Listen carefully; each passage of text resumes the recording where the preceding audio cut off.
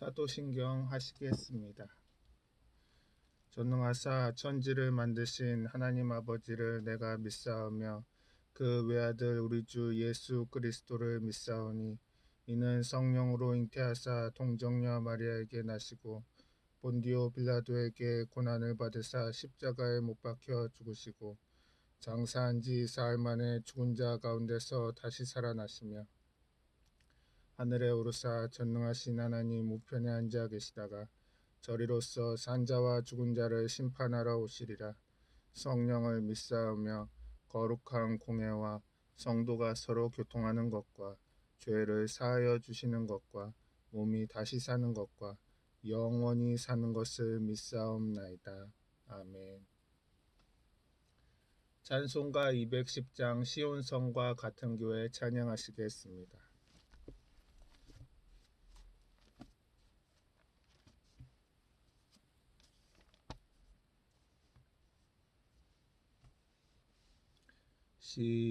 시온성과 같은 교회 그의 영광 한없다. 허락하신 말씀대로 주가 친히 세웠다. 반석 위에 세운 교회 흔들 자가 누구랴. 모든 원수 애워싸도 아무 근심 없도다. 생명샘이 솟아나와 모든 성도 마시니 언제든지 흘러넘쳐 부족함이 없도다. 이런 물이 흘러가니 목마를 자 누구랴. 주의 은혜 풍족하여 넘치고도 넘친다. 주의 은혜 내가 받아 시온 백성 되는데 세상 사람 비방해도 주를 찬송하리라. 세상 헛된 모든 영광 아침 안개 같으나 주의 자녀 받을 복은 영원 무궁하도다. 아멘.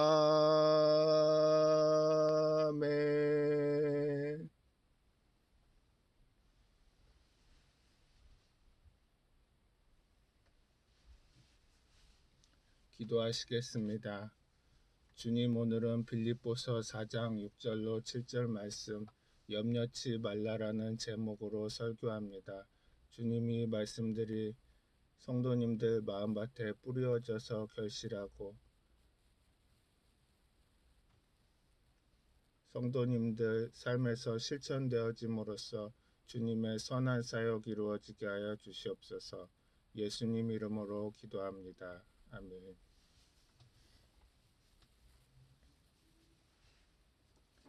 봉독하실 성경 말씀은 빌립보서 4장 6절로 7절 말씀입니다. 아무것도 염려하지 말고 다만 모든 일에 기도와 간구로 너희 구할 것을 감사함으로 하나님께 아뢰라.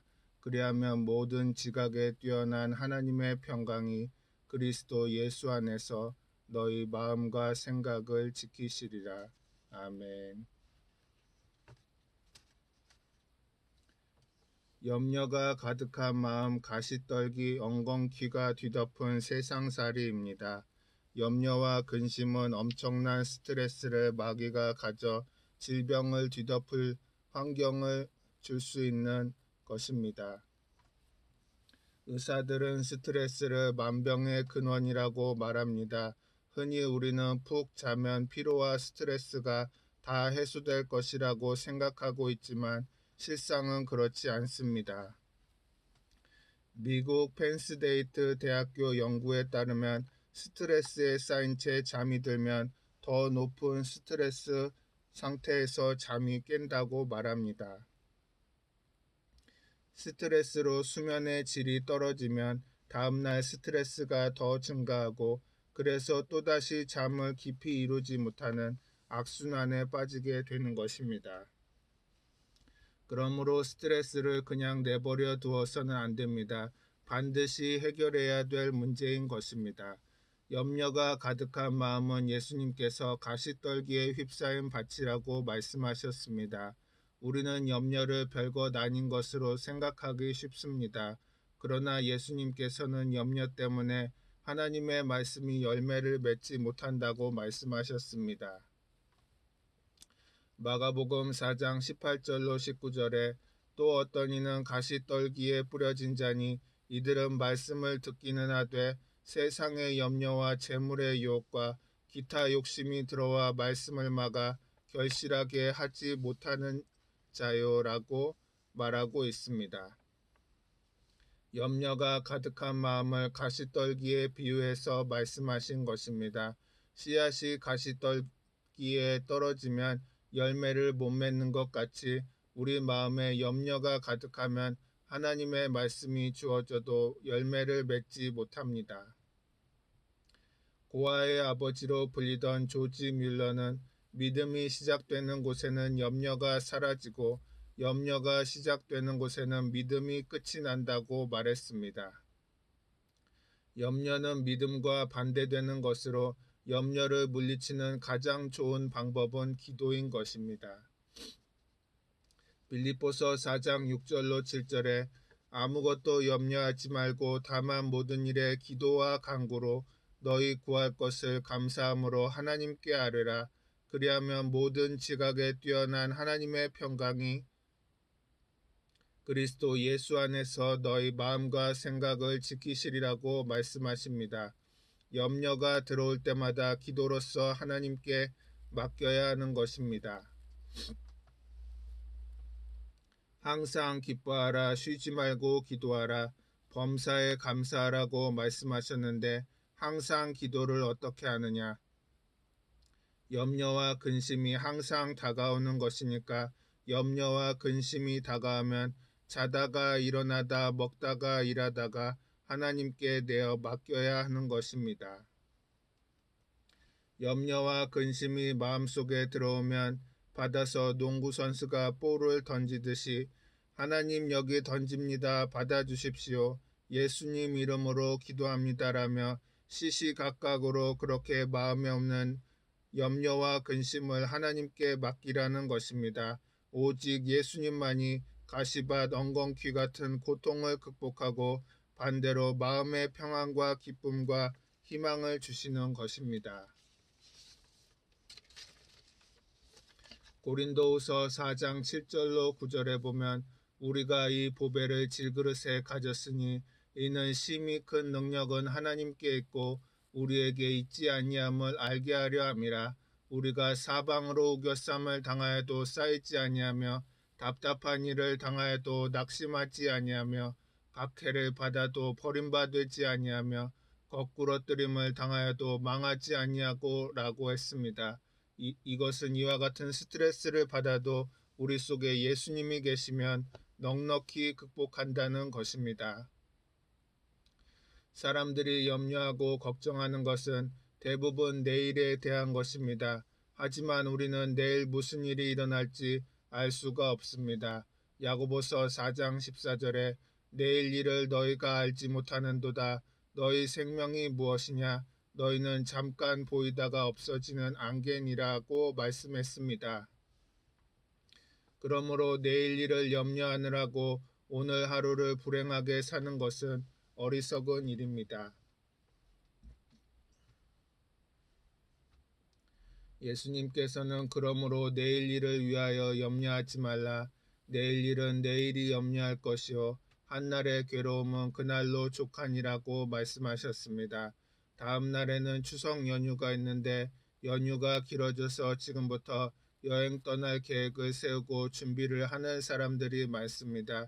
그런데 그런 연휴 때 터미널이나 공항에 가면 흔하게 볼 수 있는 풍경이 있습니다. 사람들이 무거운 짐을 남녀간의 어깨에 걸머지고 또 잔잔한 짐은 손으로 끌고 사람은 안 보이고 짐만 굴러가는 것 같습니다. 사람들이 등에는 큰 배낭을 지고 손에는 가방을 들고 짐이 어찌나 많은지 사람은 짐 속에 묻혀서 보이지도 않습니다.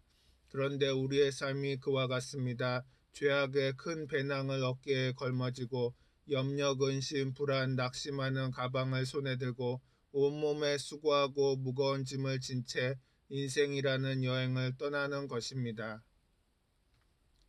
기독교 작가 맥스 루케이도는 여행이라는 책에서 인생의 짐을 이기기 위한 하루도 빠짐없는 시편 23편을 묵상한다고 말합니다. 우리 다 같이 한번 읽어 보십시다. 야훼는 나의 목자시니 내게 부족함이 없으리로다. 그가 나를 푸른 풀밭에 놓이시며 쉴 만한 물가로 인도하시는도다. 내 영혼을 소생시키시고 자기 이름을 위하여 의의 길로 인도하시는도다.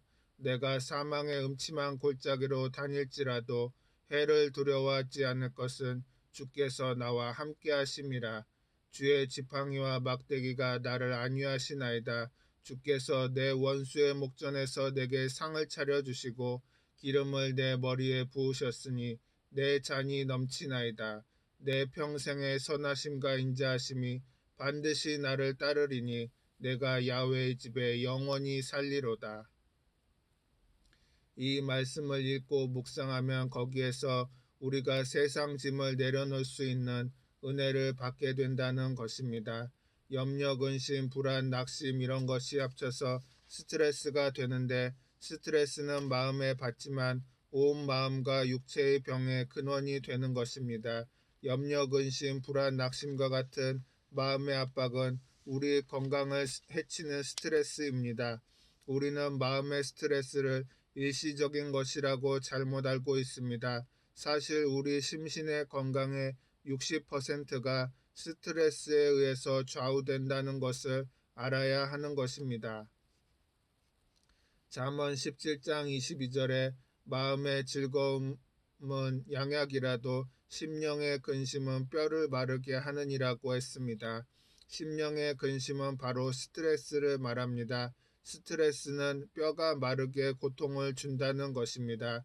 잠언 4장 23절에 모든 지킬만한 것 중에 더욱 내 마음을 지키라. 생명의 근원이 이에서 남이니라고 했습니다. 마음이 평안하지 못한 세상에 우리가 살고 있습니다. 누가복음 10장을 보면 어느 날 예수님께서 마르다와 마리아의 집을 방문하셨는데 마르다는 일을 하느라 너무 바빠서 주님의 말씀을 들을 시간이 없었습니다. 누가복음 10장 40절에 마르다는 준비하는 일이 많아 마음이 분주한지라고 기록되어 있습니다. 예수님이 함께 계시는데도 불구하고 일을 하느라고 너무 마음이 분주해서 예수님의 말씀을 들을 수가 없었습니다. 마리아는 예수님의 발 앞에 앉아서 예수님의 말씀을 듣고 넘치는 은혜를 받고 있는데 마르다는 대접하는 일에 바빠서 음식한다고 부엌에서 이리 뛰고 저리 뛰어 마음이 분주해서 주님이 무슨 말 하는지도 알아듣지 못합니다. 그러다가 동생이 자기만 일하도록 내버려 둔다고 화가 나 가지고서 우리 동생도 좀 시켜주십시오. 나만 부려먹지 말고 라고 투정을 합니다. 사실 동생이 부려먹은 적도 없습니다. 자기가 스스로 대접을 넘치게 잘하려고 하다가 마음에 시험이 든 것입니다. 그러므로 스트레스에 걸리면 예수님이 방 안에 함께 있는데도 불구하고 조금도 은혜를 받지 못하게 되는 것입니다. 오늘날에도 마르다와 같은 삶을 살아가는 성도들이 많이 있습니다. 우리가 이러한 성격을 고쳐야 합니다. 하루 종일 멍에를 메고 밭을 가는 소처럼 먹고 살기 위해 이른 아침부터 늦은 저녁까지 쉴 새 없이 일을 합니다. 그런데 주님께서 함께 멍에를 나누자고 우리를 초청합니다. 그런데도 불구하고 혼자서 멍에를 지고 힘겹게 밭을 갈고 있습니다. 그리고 주님께서 함께 하시는데도 불구하고 혼자서 염려와 걱정을 하는 것이 우리들의 현실인 것입니다. 주님께서 수고하고 무거운 짐진 자들아 다 내게로 오라고 해도 안 옵니다. 주님은 짐을 맡아주시겠다고 하여도 맡기지를 못합니다. 그러면 어떻게 맡길 수가 있습니까? 예수님께서 우리와 함께 계시기 때문에 기도로서 맡겨야 하는 것입니다. 쉬지 말고 기도하라. 주님이 볼지어다 세상 끝날까지 내가 너와 항상 함께하리라고 말씀하셨습니다. 너희 두세 사람이 모인 곳에는 내가 너희와 함께 있겠다고 하셨습니다.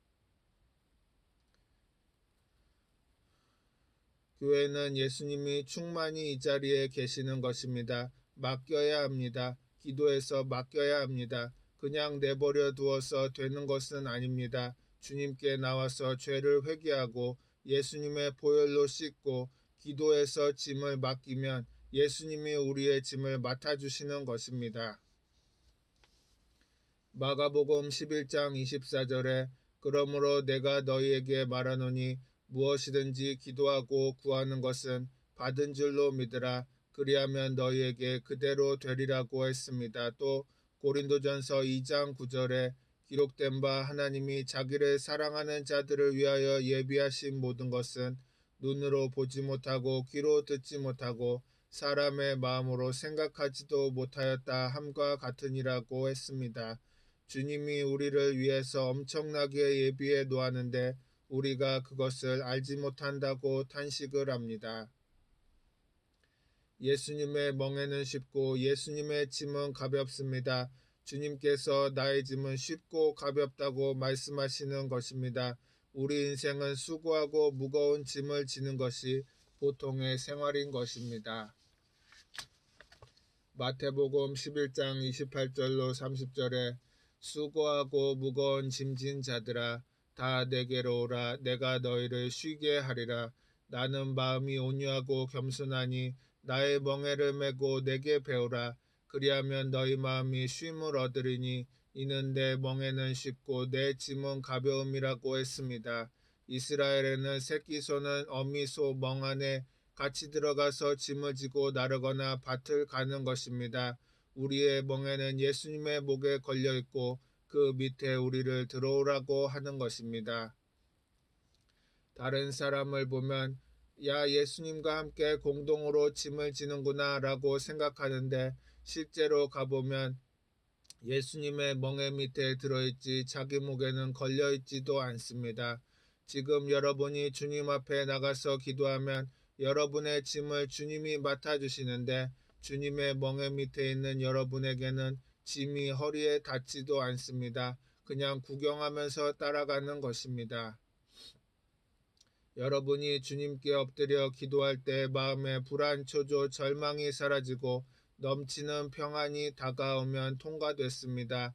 아무리 기도한다고 해도 세상 생각이 머리에 왔다 갔다 하고 하면 불안하면 안 됩니다. 기도는 집중적으로 해야 하는 것입니다. 정말로 기도할 때는 전화기를 끄고 집중적으로 그 기도 중심으로 하면 마음의 걱정이 빠져나가고 평안이 마음에 다가오는 것입니다. 평안이 다가오면 자기가 합니다. 통과되었다. 하나님께서 맡아주셨다. 기도에서 응답받은 체험을 한 사람들은 자기가 하는 말이 이 말이 무슨 말인지 알 것입니다. 주님께서 우리에게 휴식을 주시기를 원하시는 것입니다.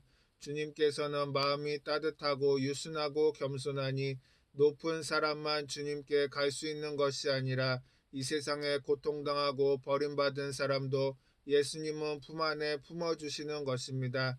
예수님의 멍에 밑에 들어와 함께 멍에를 나누고 짐을 함께 짊어지고 가자는 것입니다. 시편 42편 5절에 내 영혼아 내가 어찌하여 낙심하며 어찌하여 내 속에서 불안해하는가. 너는 하나님께 소망을 두라. 그가 나타나 도우심으로 말미암아 내가 여전히 찬송하리로다 라고 했습니다. 하나님께 소망을 두고 있으면 하나님이 도우러 나타나시는 것입니다. 하나님은 너는 내게 부르짖으라. 내가 내게 응답하겠고 내가 알지 못하는 크고 은밀한 일을 내게 보이리라고 말씀하십니다. 시편 55편 22절에 내 짐을 야훼께 맡기라. 그가 너를 붙드시고 의인의 요동함을 영원히 허락하지 아니하시리로다라고 했으며 베드로전서 5장 7절에도 너희 염려를 다 주께 맡기라 이는 그가 너희를 돌보심이라라고 했습니다. 맡긴다는데 어떻게 해서 맡기느냐? 기도로서 맡기는 것입니다. 염려와 걱정에서 해방되려면 문제를 하나님께서 맡았다는 증거가 되는 것입니다. 사람이 마음으로 자기의 길을 계획할지라도 그의 걸음을 인도하시는 이는 하나님이십니다. 아무리 우리가 계획해도 계획한 대로 안 됩니다. 하나님이 계획해서 이를 실천하는 것입니다. 요즘 우리나라에는 많은 위기가 있습니다. 전 세계 사람들이 걱정을 합니다. 곧 전쟁이 일어날 것 같다고 합니다. 그러나 대한민국은 교회에 나와서 예배드리는 여러분 같은 사람이 있기 때문에 괜찮다는 것입니다. 여러분은 귀한 존재입니다. 나라와 민족을 위해서 두세 사람 이상 힘을 합쳐 기도하면 듣겠다고 했는데 이 많은 사람들이 하나님 앞에 기도하니 하나님은 그 기도의 힘을 이용해서 능력으로 나아가는 것입니다. 이스라엘 백성이 430년 동안 애굽에서 종살이 하다가 나올 때 군대도 없고 창검도 없고 무장도 안 되었는데 장정만 70만 요사의 계산법으로 하면 한 300만 명이 애굽에서 나왔습니다. 이스라엘 백성은 도로 포로로 잡힐 위기에 있을 때 모세가 뭐라고 합니까? 너희는 가만히 있으라. 오늘 하나님께서 우리를 위해서 싸우는 것을 보라. 오늘 너희가 본 이 애굽 군대를 다시는 영원히 보지 못할 것이다. 그리고 300만 백성을 구하기 위해서 하나님이 구름 기둥과 불 기둥을 내어 보낸 것입니다. 홍해를 갈라서 이스라엘 백성들이 안전하게 건너가게 하셨습니다. 우리나라도 합력하여 선을 이루실 것입니다. 시편 37편 5절은 내 길을 야훼께 맡기라. 그를 의지하면 그가 이루신다고 말씀하고 있는 것입니다. 그러므로 우리의 할 일은 하나님께 맡기는 것이 우리의 일인 것입니다. 그러면 하나님께서 일을 맡아서 해주시는 것입니다. 기도를 통해서 맡긴다는 것을 잊지 말아야 하는 것입니다. 우리의 짐을 하나님께 맡기는 방법은 기도입니다. 빌립보서 4장 6절에 아무것도 염려하지 말고 다만 모든 일에 기도와 간구로 너희 구할 것을 감사함으로 하나님께 아뢰라고 했습니다. 요사의 말로 하면 기도할 때 핸드폰 스위치는 꺼놓고 구할 것은 하나님께 집중적으로 기도하고 마음에 흐트러지지 말게 해야 한다는 것입니다. 기도는 그냥 기도만 하면 안 됩니다. 기도와 간구라는 것은 집중하는 마음인 것입니다. 일단 기도하러 들어가면 다른데 대화는 다 끊어버려야 하는 것입니다. 하나님과 둘이 마주 앉아서 기도해야 이야기해야 하는 것입니다. 영국의 시인 윌리엄 쿠퍼는 기도를 포기하는 자는 전쟁에서 승리를 포기하는 군인과 같다고 말했습니다. 우리의 삶은 영적인 전쟁이며 우리는 하나님의 군사입니다. 그러므로 어떤 상황에서도 기도를 포기해서는 안 됩니다. 그러므로 우리는 우리 환경을 바라보고 두려워해서는 안 됩니다. 두려워 말고 놀라지 말라고 하나님께서 말씀하시는 것입니다.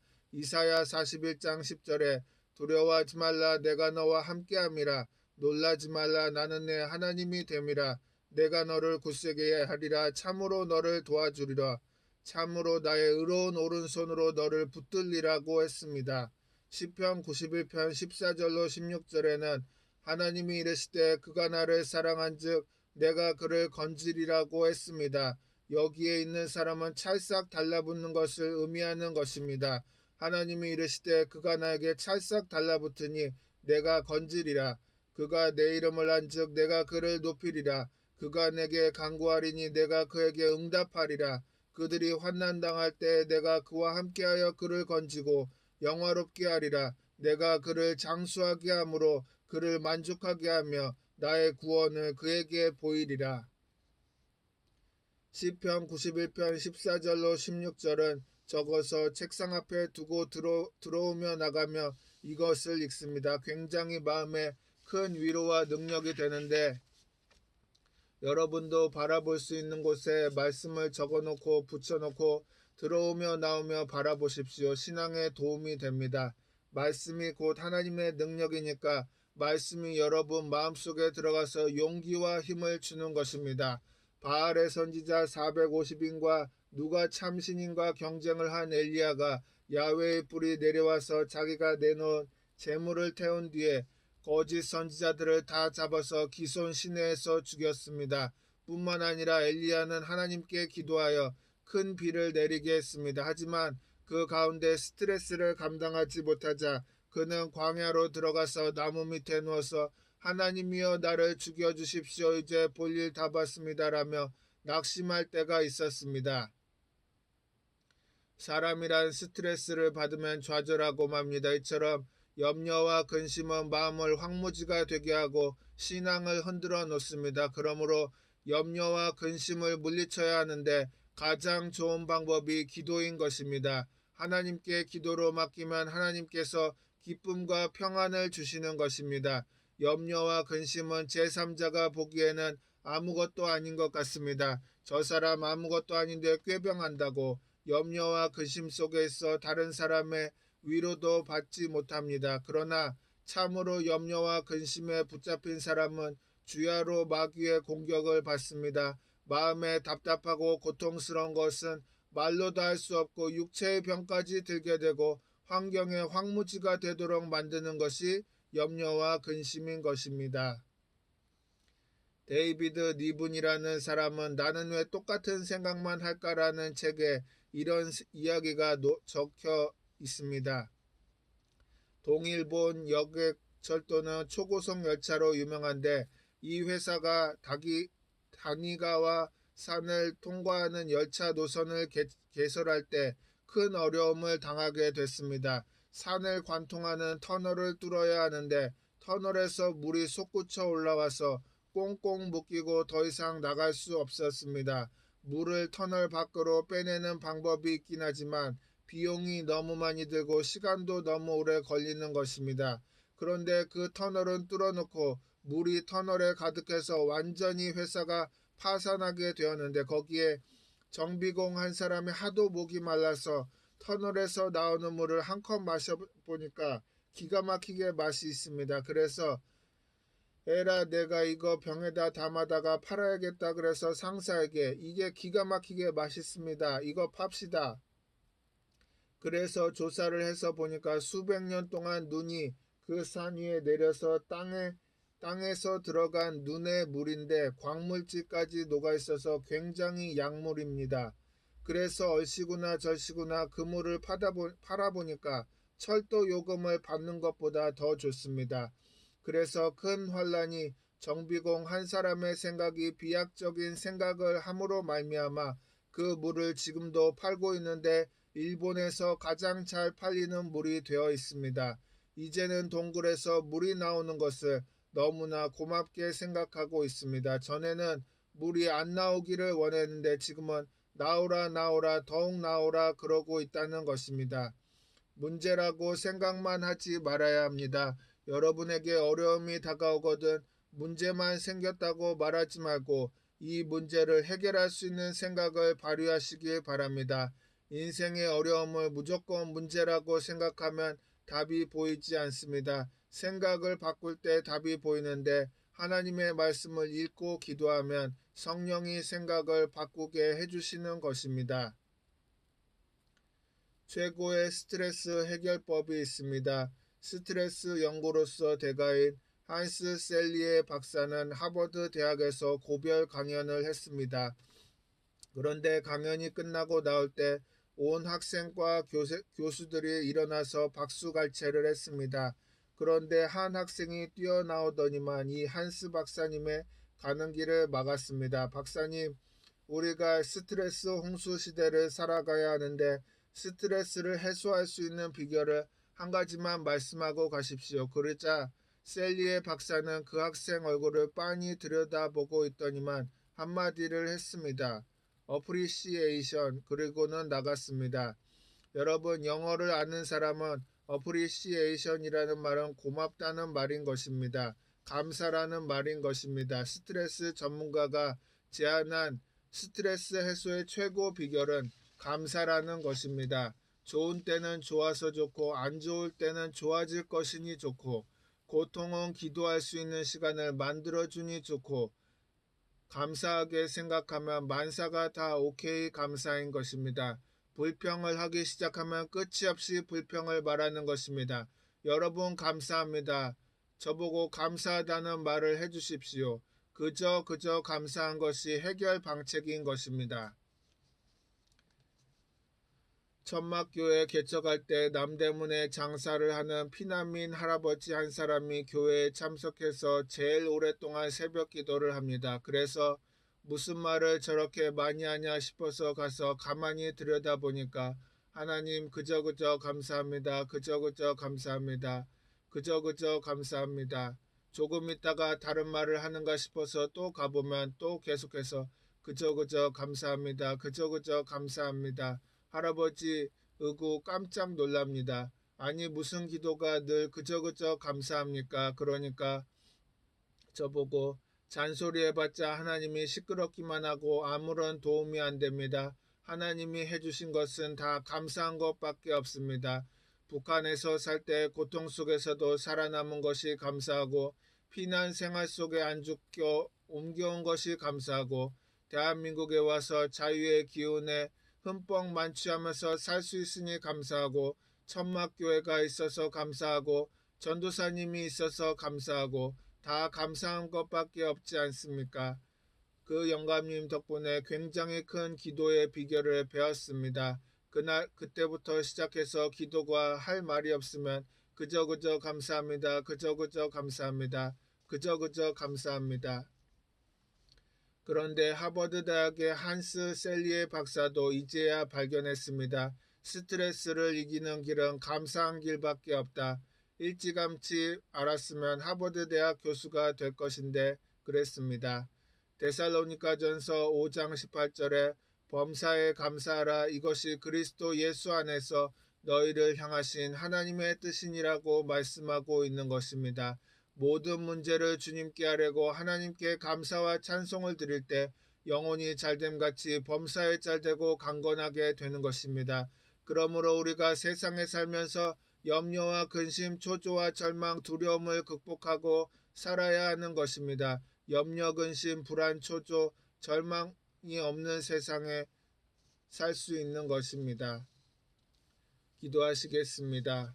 사랑과 은혜가 풍성하신 하나님, 연약한 인간이기에 밀물처럼 밀려오는 염려와 근심과 걱정 앞에서 넘어질 수밖에 없습니다. 그러나 하나님께서 수고하고 무거운 짐진 자들아 다 내게로 오라 내가 너희를 쉬게 하리라고 하셨기에 철저히 기도하여 하나님의 도움을 구하오니 늘 지켜주시옵소서. 예수님의 이름으로 기도합니다. 아멘.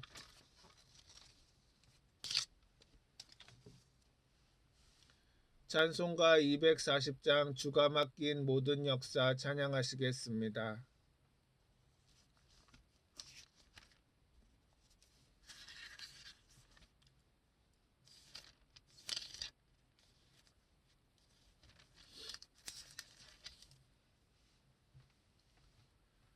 주가 맡긴 모든 역사 시험을 다 해 마치고 밝고 밝은 그 아침을 맞을 때 요단강을 건너가서 주의 손을 붙잡고 기쁨으로 주의 얼굴 배우리.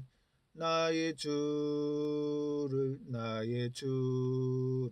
내가 그의 곁에 서서 배우며 나의 주를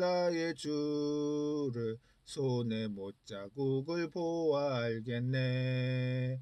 하늘나라 올라가서 주님 앞에 절하고 온유하신 그 얼굴을 배울 때 있을 곳에 예비하신 크신 사랑 고마워 나의 주께 기쁜 찬송 드리리. 나의 주를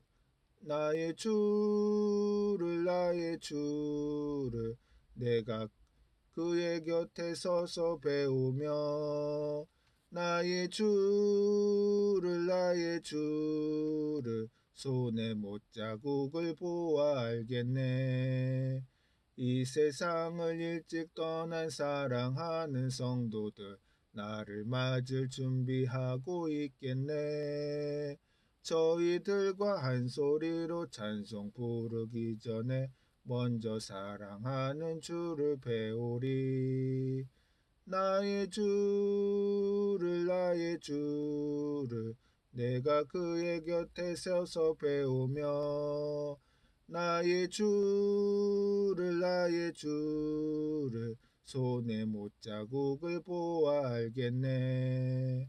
영화로운 시온성에 들어가서 다닐 때 흰 옷 입고 황금길을 다니며 금고문고 맞추어서 새 노래를 부를 때 세상 고생 모두 잊어버리리. 나의 주를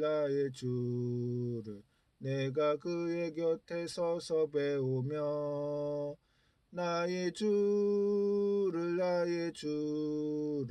손에 못자국을 보아 알겠네. 아멘.